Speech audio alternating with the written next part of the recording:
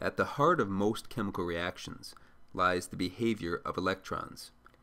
This next unit is all about knowing where electrons are, what they're doing, being able to track them from one species to another, knowing their overall properties and how they become the major players in chemistry.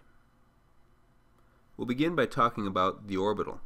That's the area that an electron spends most of its time when it's associating with an atom.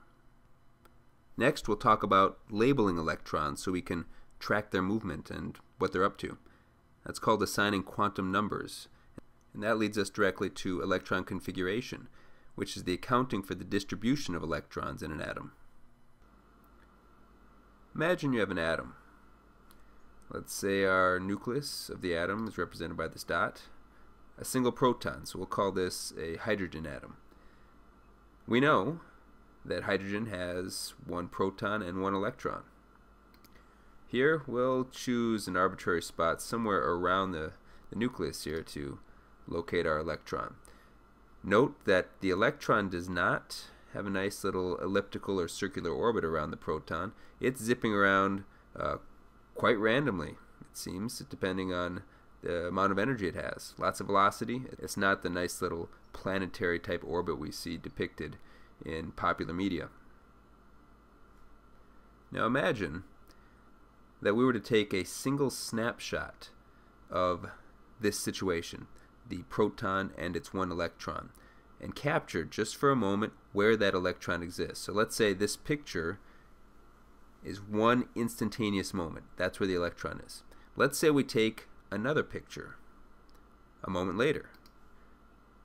And let's say we overlap the pictures so you could see the previous location of the electron and the latter location. And let's say we keep doing that. So every time we take a picture, we keep getting more and more electron locations. Many instantaneous moments, one after another. Let's keep doing that for a while.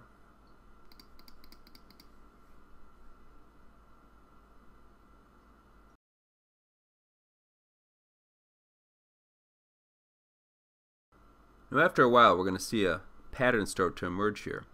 The electrons like being near the proton, like being near the nucleus, but not always. You can see that sometimes electrons are very, very far away. Sometimes they seem to be right next to the nucleus.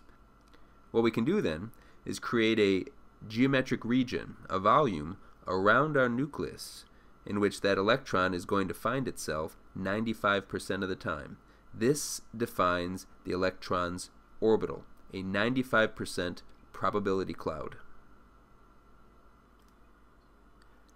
Depicting these 95% probability clouds, these orbitals, is very important. Eventually we're going to define covalent bonding by the overlap of the orbitals from one atom with the orbitals of another.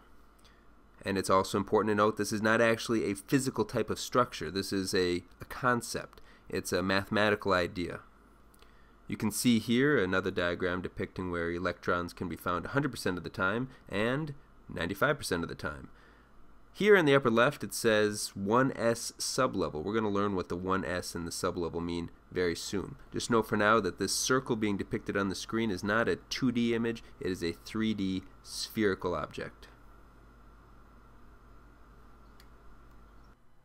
I'd like to take a moment to introduce you to this website, the Orbitron.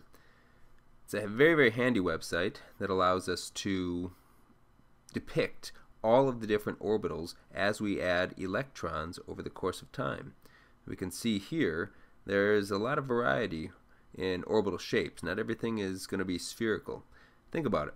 As you add more and more electrons to atoms, as the atoms themselves gain more and more protons, get larger and larger and larger to become new elements, you're going to have electrons disliking electrons at the same time they love the nucleus, the positively charged protons in the nucleus. This is going to kind of set up a little bit of a dance. The electrons don't like each other, but they love protons. They're going to try and get as close as possible to the nucleus without getting too close to each other. This leads to all sorts of interesting shapes for our 95% probability clouds, our orbitals.